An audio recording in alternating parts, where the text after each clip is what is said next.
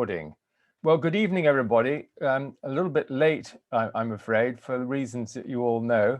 I'm trying to manage the technology to enable Robert to get in, clicking on various links, web browsers, meeting IDs, and so on. So welcome. We're going to be talking about Robert's two books here, Technology as Symptom and Dream, which he wrote 30 years ago or so, and Victor Frankenstein, The Monster and the Shadows of Technology. And then we've also got Professor David Skrbina with us, who is the author of a very interesting book called The Metaphysics of Technology. And he sent me an essay potentially for the next issue, which we're in the process of having a look at. And his view is I would say even more radical, I would say, than Robert's. So Robert, I'm just going to ask you to begin with, and then we'll go through some of the themes in your books. How did you become interested in this theme? And could you say a little bit about your background? Yeah, sure. Well, first of all, I got my doctorate at Duquesne University in Pittsburgh, and that was a program that began with the first one in the United States, or actually anywhere, that was a graduate PhD program in clinical psychology based in continental philosophy. So that's where I learned my phenomenology. And at the same time, I had been continuously in Jungian analysis. So my work has always been in that place in the field between phenomenology and depth psychology. I think the biggest influence for me in terms of phenomenology has been the work of Maurice Merleau-Ponty. In the 1980s, after I had published the book in '89, Technology as Symptom and Dream, I suddenly became very aware from young adolescents who I was seeing in psychotherapy that the world during the end of the Reagan administration was being wired for destruction. We had come very close, the Bulletin of Atomic Science clock, the doomsday clock, about 2 minutes to midnight. The latest one is that it's 100 seconds to midnight.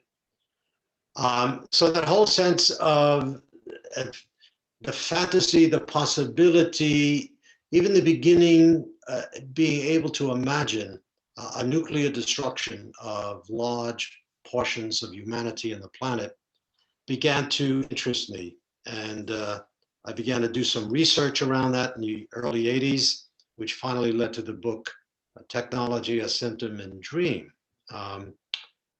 That book really traces out.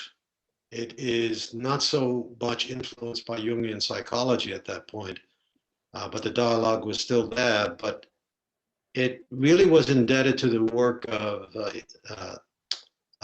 J.H. Vandenberg, a Dutch phenomenological psychiatrist who pioneered a particularly innovative and insightful way to look at the changing context of worldviews. He did a brilliant piece on the changing nature of church architecture, uniting or showing how there were simultaneously movements that echoed or mirrored what was going on in the building of church architecture with geometry, with other cultural historical events. So I was influenced with the question, how did we get to the point where we could even begin to contemplate nuclear holocaust? And that started me on a long journey.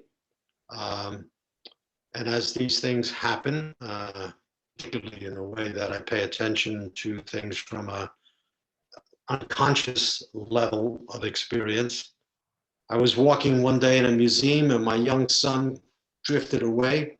I find him standing in front of a particular painting that predated linear perspective vision, the 15th century development of linear perspective vision. And he seemed mesmerized. And I went up to him and I said, what is it about this painting? It was by Giotto, uh, who is about 100 years before the development of linear perspective. And he said, well, this, he was only 7, 8. He said, hey, Dad, this guy didn't know how to paint. And I said, well, sure, what a great painters, but I said, why? And he said, well, look at the figures. They look like cartoon characters. And that lit a light bulb in my head.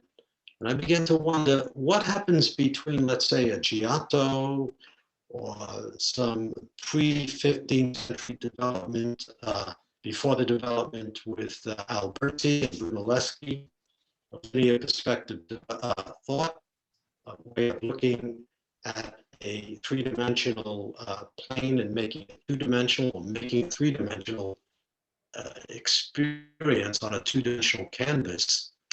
And I suddenly began to see that it meant a flattening of the horizon toward a vanishing point. And so I was linear perspective thought. I would read the very difficult text by Alberti, Experience, De Pictura. And I started to take notes. And I would say, in all honesty, it took me about 6, 7 years to master all of that and then begin to put it into shape, to begin to read both the origins of a technological worldview and all the implications of that in terms of what it meant to look at painting now from the perspective of the vanishing point and all the lines meeting on a horizontal plane. Yes, can I just interrupt you there for a moment? I'm afraid your internet connection's not great, but I don't think there's anything we can do about that. Your picture is sort of moving, and well, we'll just have to persist, I think. But okay. I want to just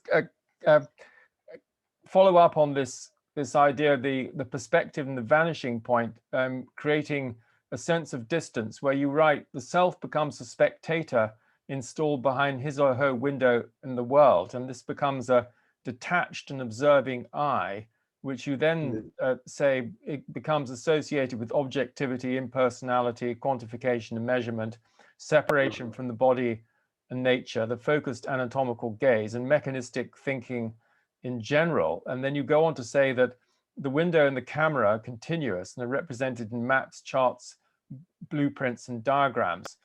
Perhaps you could just expand a bit on those points, although there are quite a lot of them, just to give people a sense of how this perspective and this sort of detached observer are related, Robert. Okay, well, I will say this, that writing that book on technology, A Symptom Dream, took me about 6, 7 years, because it meant mastering a lot of material on linear perspective art and drawing and the implications. But what I saw with the codes that Alberti put into his text, and it was 3 codes. One, if we begin to imagine that we are a spectator behind a window, looking through a window, which actually turns out to be a mathematical grid, like a piece of geometry paper, in which you then can do pieces of this and pieces of that and make it coherent. So you're a spectator and you're looking at the world then as a spectacle, but at the same time, you are giving the primacy to vision. So the world becomes an object to be measured at a distance, because vision is the one kind of sense that we have that keeps us at a distance from or separated from what we are looking at. It's different from hearing, it's different from smelling, it's different from tasting, etc. So there is the spectacle of the world for a spectator behind the window, in which the body is not present. And it was interesting that in the same period in which linear perspective art, around 1453, is written down, the ways of doing it by Brunelleschi, the first and earliest textbooks on anatomy in the modern sense of Vesalius. So I juxtapose what the relationship was between the anatomist and the dead body before Vesalius, before linear perspective, through images and paintings from earlier texts, with what the body becomes in. I juxtaposed with what the body Vesalius's text on the fabric of the human body. And you just look at the two pictures. In one of the earlier ones, there is a slit being made in the lower regions by a physician who has his hand around the dead body. In one of the images from Vesalius, he's holding an arm that is splayed open, and you just a physician who has his hands around a dead body, because that has already become a corpse, an anatomical object. So there's a lot that goes on with that invention, and I tried to follow out then in a series of chapters about how learning to look at the world as if we are apart from it and not a part of it changed the way that we looked at ourselves, community, the body, time, space, and the sense of sacred. That's the other interesting thing. Could you comment on how Descartes took the next stage there?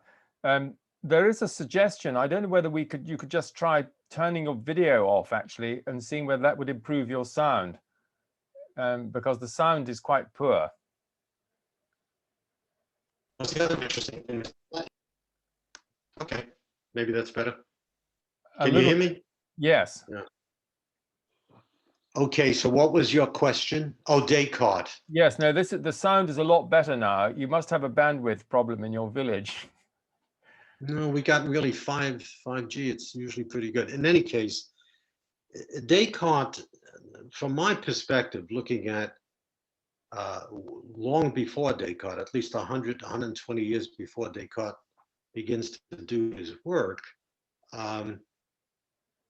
he codifies and makes into a philosophical system, a method, so to speak, what was a convention, an invention in art history. So when he says cogito ergo sum, the I think is already something different from the res extensa, human embodiment.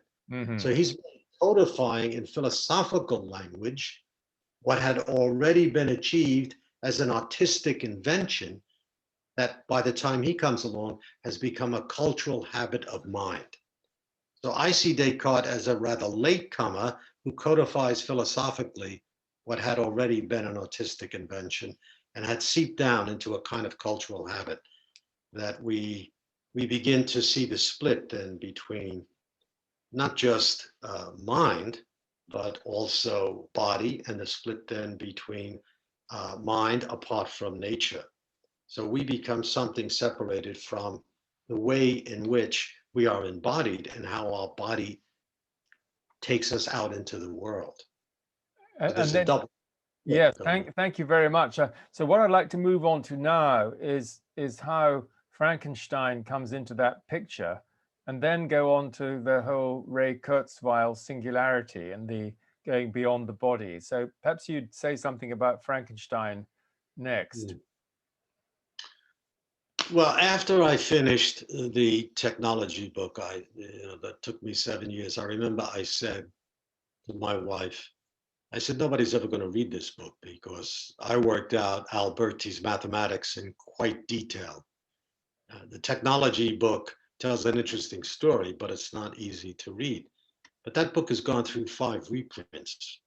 So it caught fire somehow, somewhere.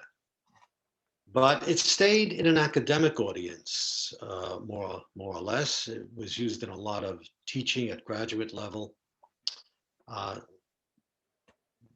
But over the years from the late 80s, when the world was wide for destruction, I became more and more interested in the whole question of how technology is really like a virus. In fact, one of my favorite writers, Lauren Isley, beautiful writer, he puts it succinctly this way. He said, technology is the Earth's way of ridding itself of the planet virus called humanity. Huh. So I wanted then to try, because the world has gotten worse. I mean, nature is in trouble. We are destroying ourselves, and we are destroying nature, and we are making the planet almost inhabitable in many places. And we see that in the symptoms of hurricanes and droughts and the acidification of the oceans and all of that. So I wanted to reach a larger audience. And so I wrote the Frankenstein book with that in mind. It tells the same story as the technology book, but it tells it from a pivotal novel, Mary Shelley's Frankenstein, because it's the same story of technology. But the interesting thing is that the subtitle of Mary Shelley's original story, Frankenstein, semicolon, or the modern Prometheus, she situates it within the mythic context of the story of Prometheus. And I wanted then to elaborate both the mythic and cultural historical background and the cultural historical context in which she wrote that book, because it percolates today. That's what, it's a book that Carl Jung calls visionary. And what he means by that is that the spirit of the depths subtends the spirit of the times. So it's pivotal and prophetic. And Yes, then you're reading the Black Book at the moment. The Black Book. And Yeah. I believe you've got 2 copies, isn't that right? So you and Veronica can each be reading it at the same time. Well, you know, nobody reads the same book in the same way. We all bring our own prejudices, complexes, ideas into the reading. But the interesting thing in the Black Book, and then I want to get back for a minute, because I do want to say one other thing to your original, is that Sanu Shandasani, who writes the interesting introductions and commentaries in the Black Book, he says that one of the core themes of Jung's psychology has always been the eclipse of any sense of the sacred and the gods, the presence of the gods. Yeah. And how we begin to understand humanity's relationship to the gods who have fled.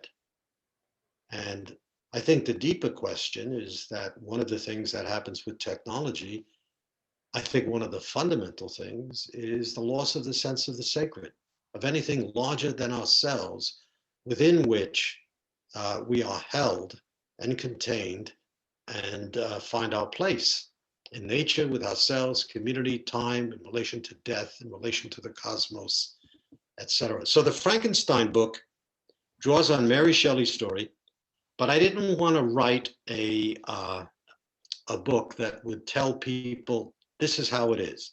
So I read Mary Shelley's novel, and I've been interested in that for many years. I've actually did a play several times, certain aspects of it. But after reading it again and again, I saw that there were 8 ways in which her story is very prophetic. That is, it is relating to today. And so I use the question format, and every one of the chapters, there are 8 chapters. The first 6 are about how Mary Shelley's story is a prophecy, for example, of it raises questions. Is Mary Shelley's story, for example, the first chapter, the first question, of the dangers of acting as if we are a god, which is really part of what the Prometheus story is, but even deeper than the Prometheus story, because Prometheus' story is more complex because of his brother Epimetheus and the vessel of hope that Pandora has and the warning by the gods. It is also a retelling of the Christian story of creation. And that to me is interesting, because the Christian story of creation is a story that splits spirit and matter, is a story that splits light and darkness, is a story that splits good and evil. And so the fundamental point in my book, The Frankenstein Prophecy, I tried to listen to and read Mary Shelley's story from the point of view of the monster. Who is the monster? What is the monster? How do we make monsters? What is the psychological process by which, like Victor Frankenstein, we deny responsibility for the consequences of our actions? And so that led me to what is the shadow side of the gods that we have in Christian theology. You only begin to know what we have lost when you begin to see what is absent from a God who dominates nature and does from afar. So you get to the shadow side of God by going to its unconscious side. And that's the monster story. So what I did in the Frankenstein story is to try, or the Frankenstein book, is to try and tell a story from the monster's point of view, which means paying attention to unconscious dynamics in how we build worldviews. Absolutely. So And this yeah. is really critical. Could I just come on to Ray Kurzweil, because I want to open up some exchange in a few minutes. You write that, I mean, the digital Homo digitalis is adrift in a wired world, and I think we all know what you mean there. And then you also write that biological, instinctual, embodied, and one could add sexual there, intelligence, which evolved in relation to nature, will be replaced by digital intelligence apart from nature. And I think the metaphor of explaining ourselves in terms of our machine inventions, you know, is a kind of unconscious one there, which Rupert Sheldrake calls mechanomorphism, which is rather a good word. But maybe you could say a little bit about Ray Kurzweil and this sort of disembodied idea of the human, and that digital immortality is uploading the contents of your consciousness into some iCloud.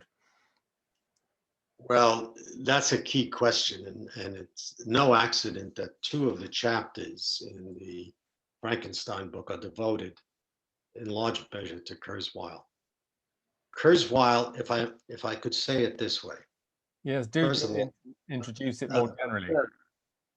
A very brilliant guy. He must be taken seriously because he believes in his heart what he is saying, but it's a fantasy of the necessity to rid ourselves of our biological inheritance and our biological bodies.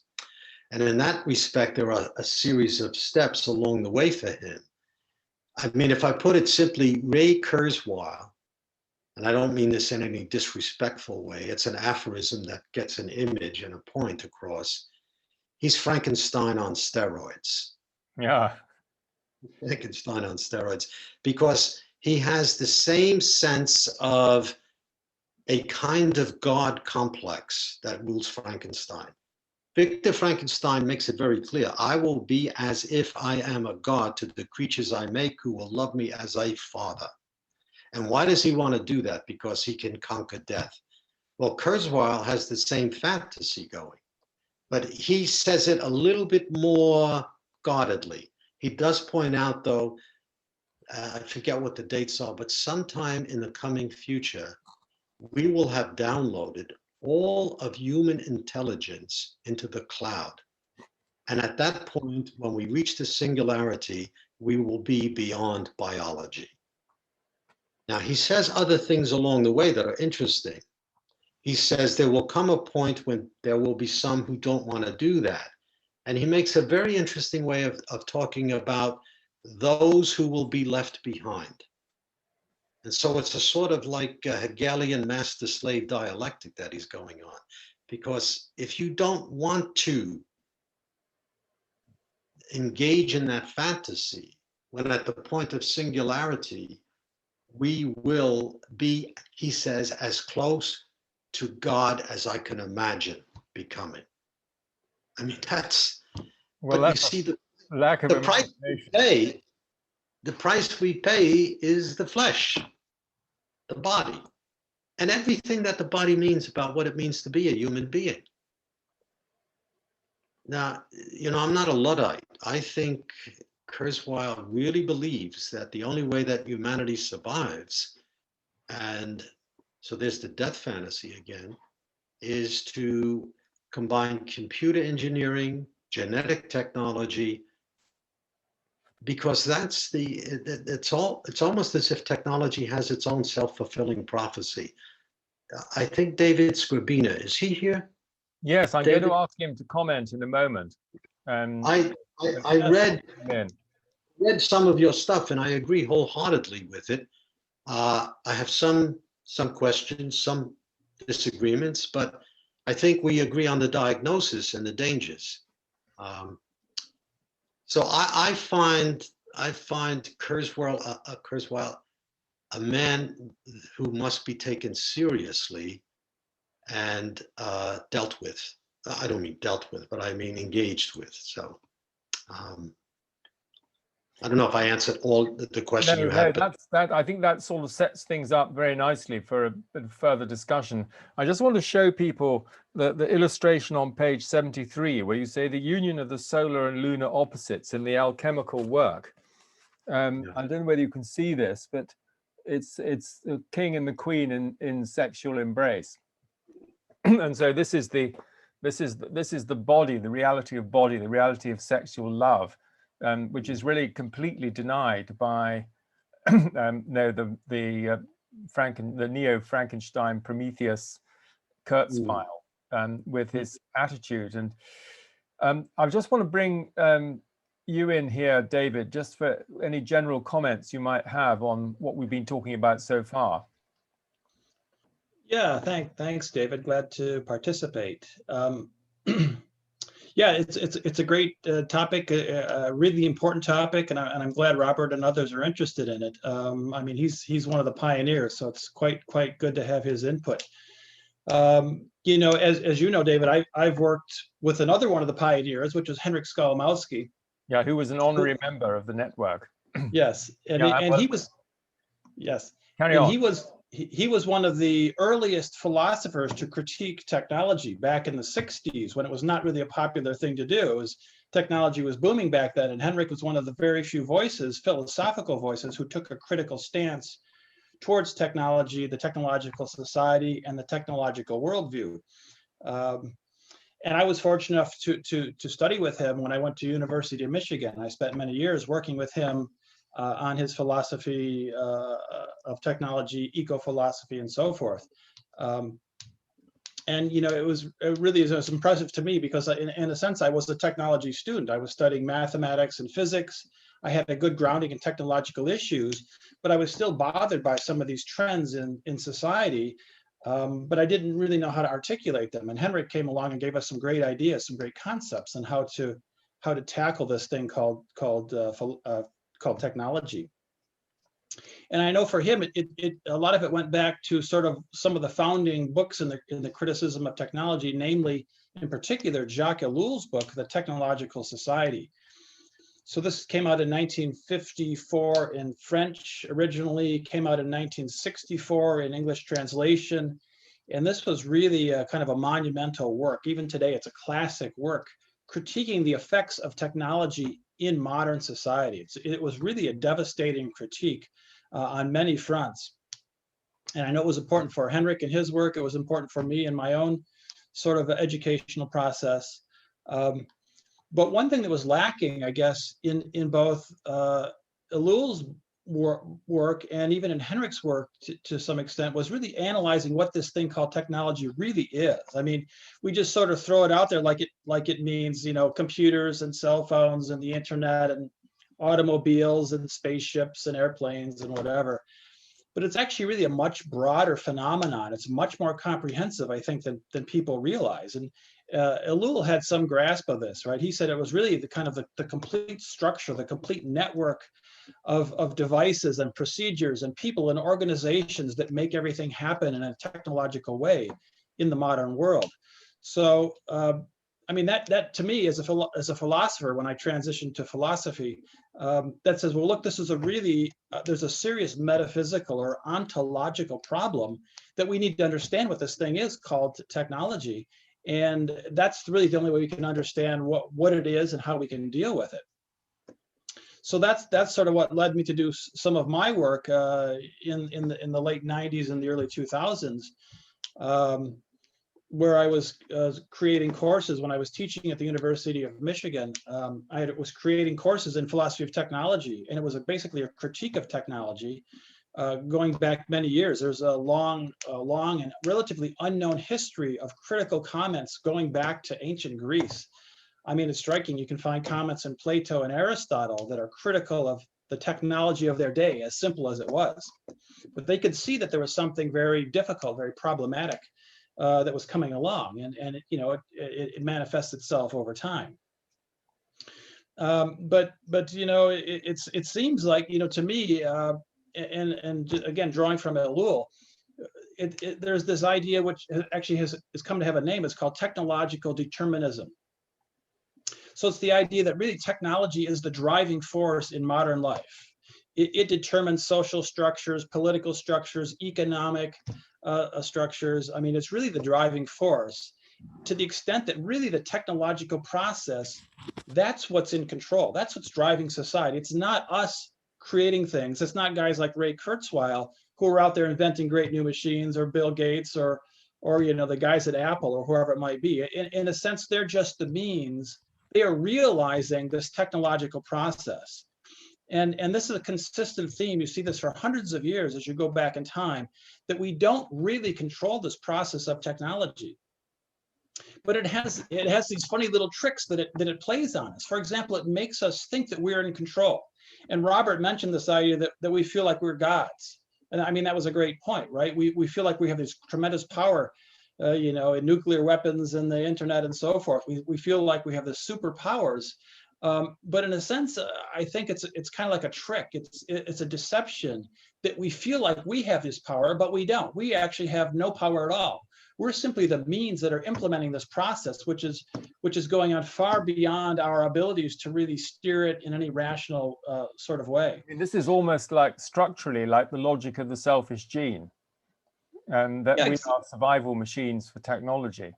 Exactly, we're the survival. Exactly, we're the survival machines for the technology. So yeah, I mean, and technology does this all the time. It fools us in many ways. As I wrote in my book on the metaphysics of technology, I said, in many times it portrays the opposite of what it is. Technology makes us think we're in control. In fact, we're not in control at all. It promises to make our lives better, but they get worse. It promises to save us time, but we have less time, right? It promises to entertain us, but we become bored in a moment's notice. We always get the opposite of whatever it promises to us. And to me, this is really an astonishing trick, that we buy into this thing like we're going to get more power, information, better communication, better lives, and it always works out for the worse. And it's not just us. Obviously, the planet is also suffering as well. We have great technologies that we say, well, look, we have wind power, we have solar turbines, solar grids, and we have electric cars and all these great things for the environment. But wait a minute, but the environment is getting worse. It's going rapidly downhill, even though we have these few nice little trinkets that seem to help out. But the net effect is it's getting worse. So I think. Yeah, I do come in, Robert, here, and of course the other thing is that everything is accelerating. That where it's meant to be a good thing. Everything is getting faster, but then you can correlate that with mental, emotional stress. Robert, do comment on that. Then we'll open up for some questions, I think. Yeah, David, here's where I really find myself. I really liked, as I said, the way you diagnosed the problem. But I'm coming at this from a really radically different point of view. So when David says your book is very radical, I'm thinking about radical means roots.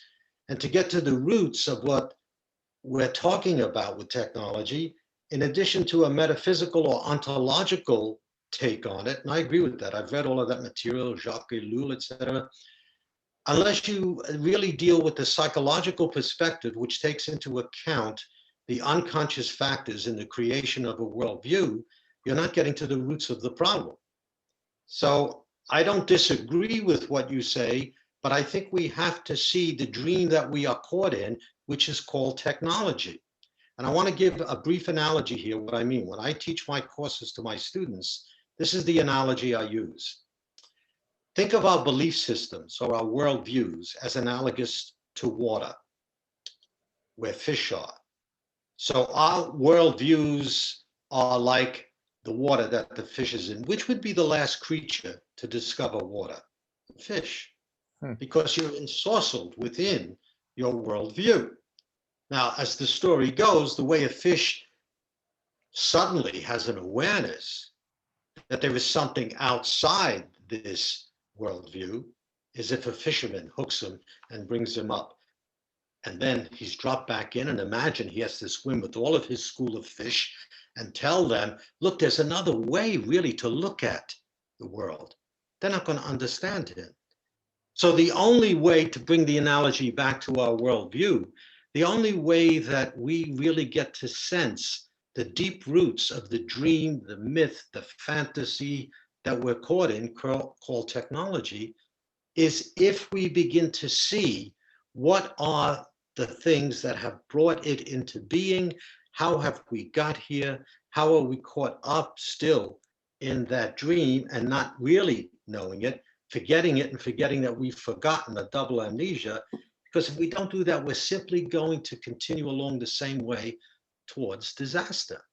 So the fundamental difference, and I say this as a man who really appreciates the academic debate. I really liked your book, so I'm not demeaning it. I'm just saying I'm taking a radically different point of view. And that's why I think we have to look at what's in the margins, what lies in the unconscious, and look at the unconscious from that point of view. I guess, Robert, if I could just respond to that, that suggests that what really will solve our problem is a change in our consciousness or our mental outlook. Right? Absolutely.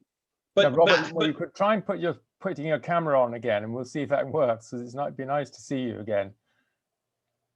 I don't think it will come back on. No. Yeah. We have to change our consciousness by looking at its shadow aspects. Exactly. I mean, it doesn't take. It's still very slow. I'm afraid you have to switch yourself off again, your video. I don't like looking at myself. That. Yeah. Can I just bring in at this point? Just 1 minute. When I say that, I don't mean that that's going to change our worldview simply by having a change in attitude. I also want us to do the kind of work where there are political activisms and economic activism and things coming up from the margins.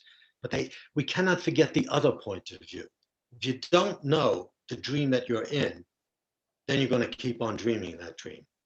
And I have to say, I take that way because that's the way I've practiced with my patients and the way that I practice with culture and historical situations. So we're not at odds with each other, but I'm adding a different kind of, or another perspective along the way. Yeah, I think that's a very important one, Robert. And I just want to add at this stage the work of Jeremy Nadler. This was a book I reviewed in 2018, which is called In the Shadow of the Machine, The Prehistory of the Computer and the Evolution of Consciousness. And so I think, as you both made this point, that in order to understand where you've got to, you need to understand where you've come from, and so this history of the gradual, as it were, mechanization of the mind, and the mechanization of the understanding of the processes of consciousness, so that it becomes an algorithm and all of that sort of language, and that it's very important to understand that, and then how to understand how we then start explaining ourselves in terms of that. And those of you who've read the new issue will know that The Struggle for a Human Future, this is Jeremy's latest book, which I reviewed, as well as having the article, which I really can't recommend strongly enough, because I'm sorry he's not here this evening to join in the discussion, but because he sees this from both a scientific point of view and a spiritual point of view, drawing to some extent on the understanding of Rudolf Steiner. And so I think that's another perspective on the whole topic. Now, Vile, you've been asking a few questions in the chat. Where have your questions got you to? Would you like to contribute anything to the discussion?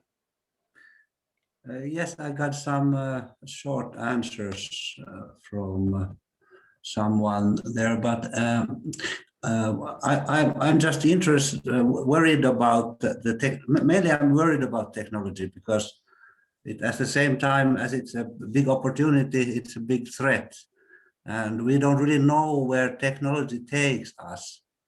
So, what I'm interested in looking at is at the possibility of life on other planets and other systems in the universe. So to answer that question, I asked a question about the creation of man, that is it a natural process in a solar system that comes into coherence, that life is created, and in that sense, we already exist in other planets around the universe. We are just not wise or conscious enough to know about it.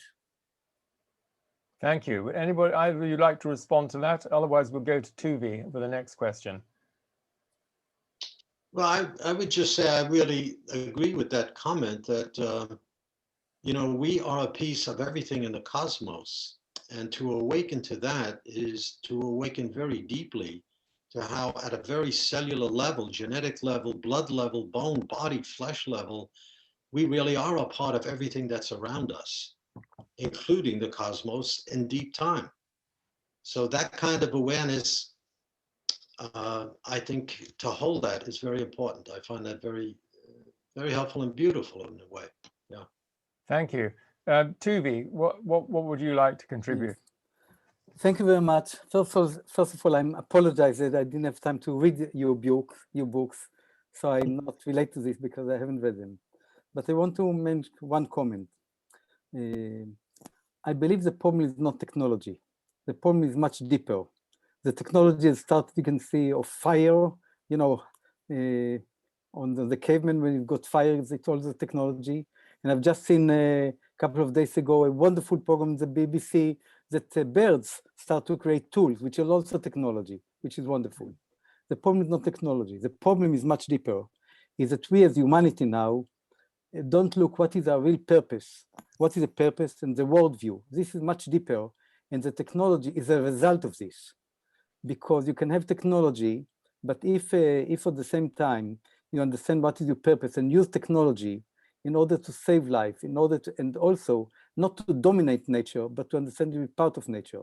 So I think one of the problem was that doesn't matter how long ago, we changed our mind that we have to control the nature, and nature is to serve us instead of understanding that we are part of nature, and to understand and to go deeper. So I think that part of what we're doing, the SMN, is not against technology, but we against a worldview that the matter is the main things. There's no purpose in the world. Everything is just random.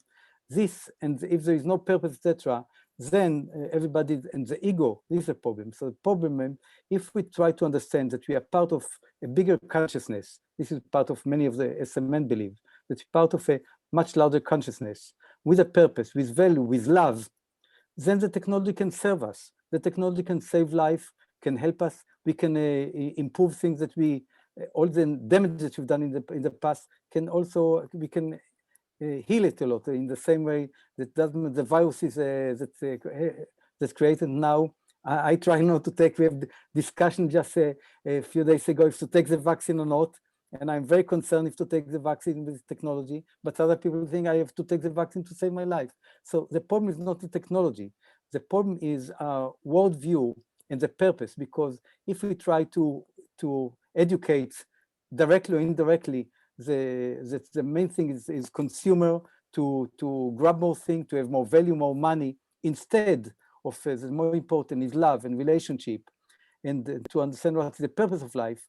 This is the problem. The technology is a result of this. We have to go not the technology, just, you know, with the same knife, you can save a person in an operation, and you can kill somebody. So the knife is not the problem. The problem is that what we're doing, what is the purpose of life, and how to be connected to nature. And we can go, and the technology can help us.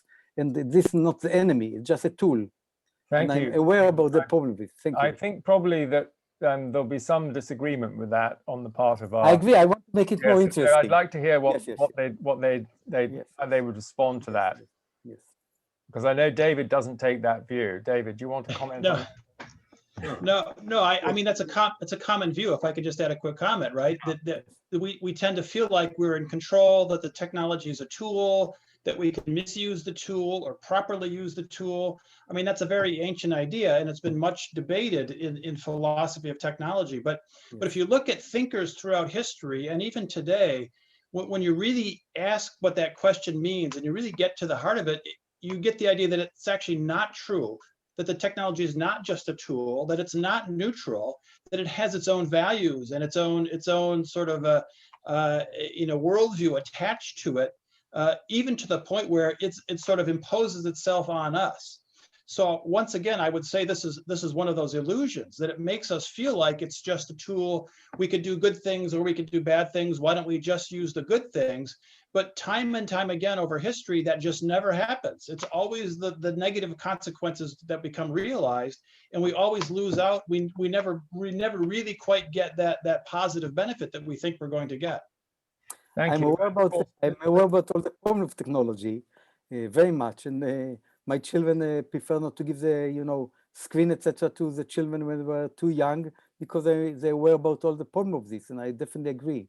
But on the other hand, I believe the problem is our worldview and purpose, that we don't deal with this properly, and the education is not based on this. The education. Yeah, thank you very much, Tubi. I think the other thing to think about is that these values of the machine are the values of speed, efficiency, instrumentality, and it doesn't do us any good if everything's speeded up.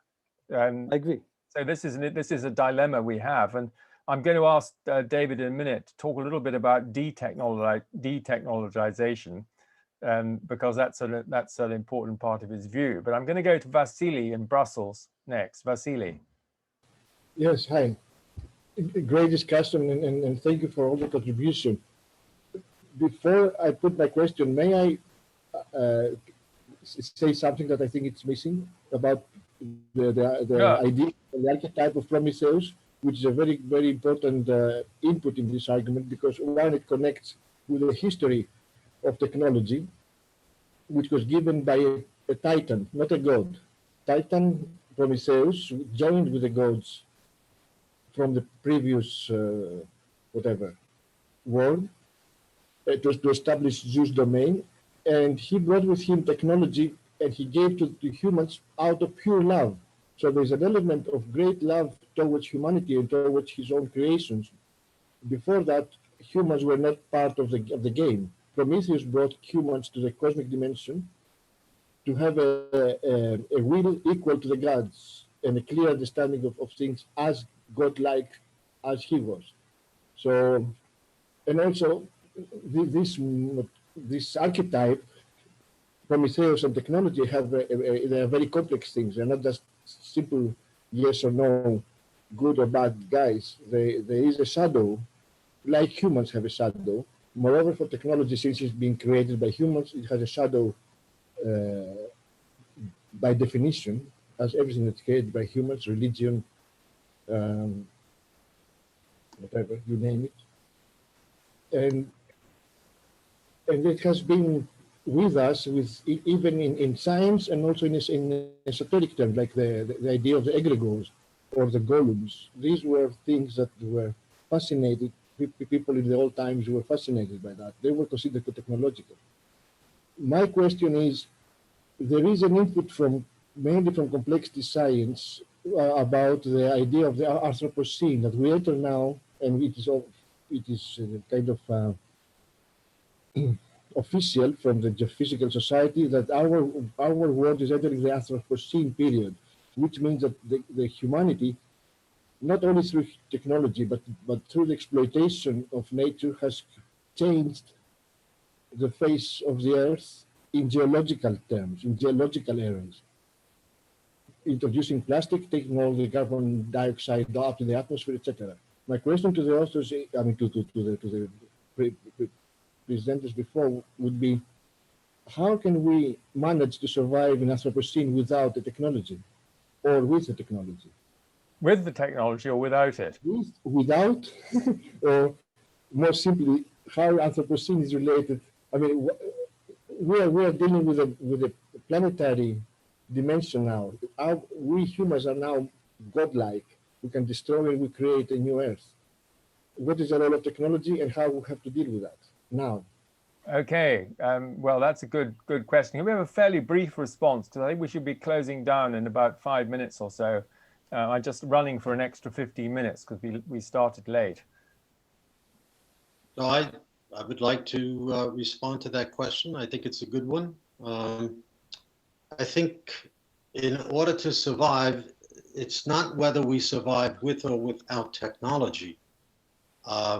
I think the question that we have to ask ourselves is, as we are caught up in this dream called technology, which is a worldview that shapes and defines everything, the first question for me is, what have we forgotten about what it means to be a human being?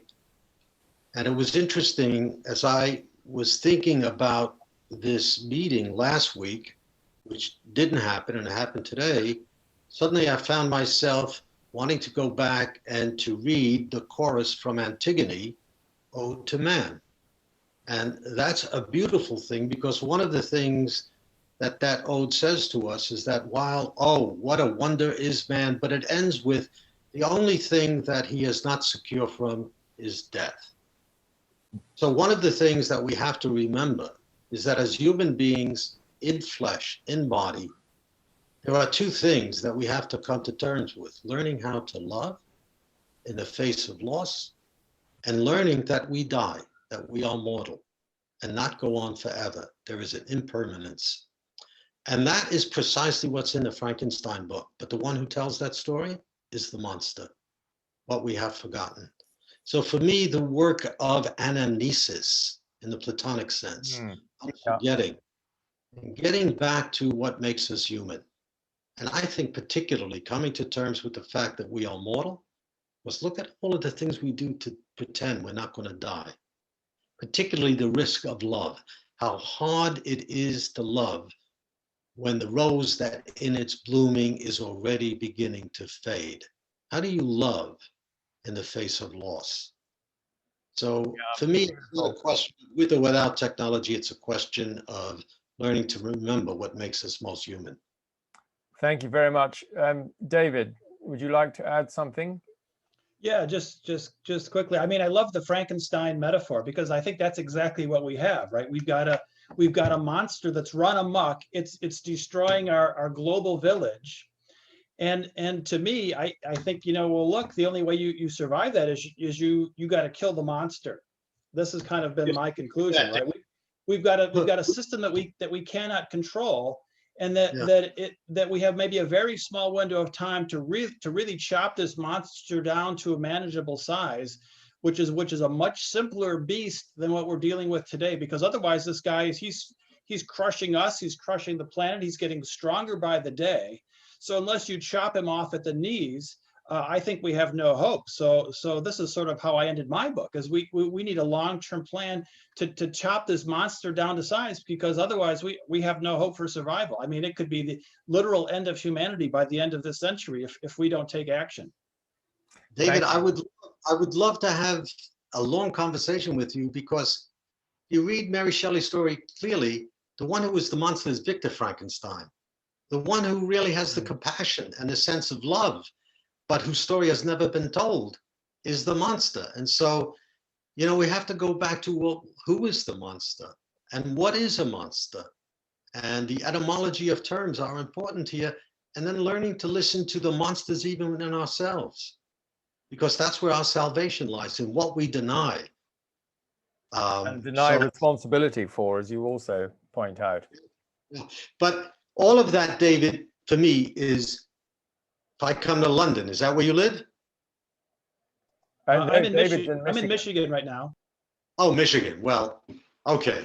So in any case, have to be a Zoom call. Enjoyed your work, Dave. Well, really. we'll maybe organize a further dialogue on this, because there's an awful lot to unpack. But I'd like to move on to Jerome and Jens rapidly because we're now coming up to into injury time. So, Jerome. Ah, yes, fascinating talk. Thank you very much. I kind of agree with Tuvi and would suggest it really comes down to two choices of thought, whether we're thinking inside out or outside in. So I would say the outside in is based from insecurity. So why they want to live forever, and hence all the tech, and not only tech, but drugs, the whole sort of thing on that side. And then with the inside out is just the internal thought that we also discussed. And it's just being aware of that and people not, so the ones that are basically have the tech are terrified. They don't want to die. And that's pushing the whole agenda. And I think it's as simple as thought. It's just where it comes from. Thank you. I think we'll just take that as a comment and then finish with a last comment or question from Jens. Yeah, I have a small problem with the concept of technology. I'm trying to differentiate it from artifact. We remember Herbert Simon, Sciences of the Artificial. And I start thinking, is language part of technology, writing part of technology, houses part of technology, agriculture part of technology? And I start thinking, aren't they moving too quickly, simplifying a bit here? Isn't this really a much more complex thing? Where if we think about what culture is, cultivation of nature, culture is always cultivation of nature. Shouldn't we really have a more systems theoretical approach here where all the complex factors are interacting? We could write the kind of story you're writing about technology, about language. We could see human beings as, what was the phrase you were using, machines of language. I mean, there are, I just feel that maybe we're moving a bit too quickly here in pointing out just technology, and that the whole story should be a bit more complex. What do you think? I think if you read the books, it is a lot more complex, but obviously one's talking in shorthand with a limited amount of time. But anyway, I'll leave the last words to our speakers, Robert and David, and then we'll wind up. Okay. David, do you want to have the good first word? Oh, well, yeah, I guess, I mean, sure.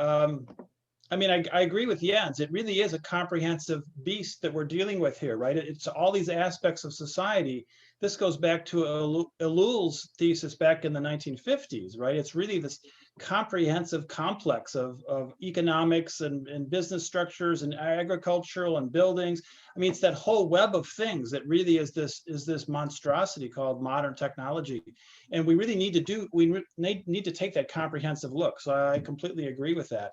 The question is always, what do you do about it, right? So there's lots of talk and lots of discussion, but me, I tend to be a very pragmatic guy, right? So I don't want to just write about it. I just want to talk about it because I think it's a literally existential problem that we're facing. So I've argued as strongly as I can that it's really a deconstructive process that we need to save ourselves and to save the future. Otherwise, it's a very grim outlook. There are many catastrophe scenarios that could be realized by advancing technologies, the ones that exist today and the ones that are coming in the next few decades. And we have a very short period of time. If we don't cut this beast down to size, I'm afraid it will be a catastrophic outcome for humanity. And I think we've always got what Arnold Toynbee called a wisdom gap, and that we're as E.F. Schumacher, who was an early member of the network, he said, humanity is now too clever to survive without wisdom. And I often quote that because I think it's an extremely true observation. Robert, final word. Yeah. I mean, this is the final word, but final word for this evening. To what you've given your whole life to. So I'm just going to go with a feeling I have now as we close down. There is a sense where I really feel deeply that we have to learn how to listen again and to be responsive.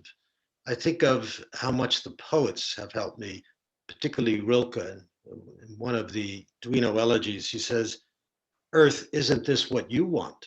An invisible resurrection in us? Are we here for saying house, tree, jug, fountain, pillar, tower? But oh, for that saying, those things could not be." But he's asking the question, Earth, isn't this what you want? I think we've lost the capacity to listen to what Earth is asking of us and be responsive out of that. So I'm a little bit concerned about a kind of activism that forgets its roots in being addressed by something other than ourselves, which links it for me then with a real sorrow about how we have lost the sense of anything that gives us our measure. Let's call it the sacred. I think that eclipse of a sense of a larger spiritual dimension in our life, in this materialistic, technological juggernaut that we're on, that's a key problem, how we get that back. Thank you so much, Robert. Synchronistically, that actually segues into the topic for next month, which is the divine feminine and the sense of the sacred. So my guests next time will be Anne Baring and David Cadman. David Cadman wrote a new book on this topic, which you'll see reviewed in the current issue. And he's a senior Quaker. And Anne, of course, everybody will know her work. And I know Veronica and Robert's wife is on the call. They're very close friends. So I think it would be very interesting to look at some of these same issues, but through a slightly different lens next month. So I'd like to thank you, Robert, and for persisting. So we actually were able to hold this call. And David for joining us, which in what I think has been a fascinating hour or so of exchange on this important topic of effectively technology and human identity and evolution. And I'm sure there'll be lots of conversations around your respective dinner tables after listening to what we have to say. And if you're looking for these reviews, they're in the last issue. And if you look back to August 18, then you'll get my review of In the Shadow of the Machine. But I'll put that into the recording links so that you can pick that up next time. So thank you all very much indeed for coming. As you'll know, we have Karen Wyatt on the wisdom of the dying tomorrow. And we've also got Steve Minnitt on Thursday on consciousness and feeling. So it's quite an intense Zoom week. And I look forward to seeing some of you tomorrow and on Thursday. So thank you so much. And I'm sorry if you also had some problems joining the call. And I suspect that there would have been quite a few more, and the few people have had other technological problems, which again, as I said at the beginning, I think is ironic given our topic for this evening. So have a good rest of your evening, and I look forward to seeing you all again soon. Thank you. Thank you, David.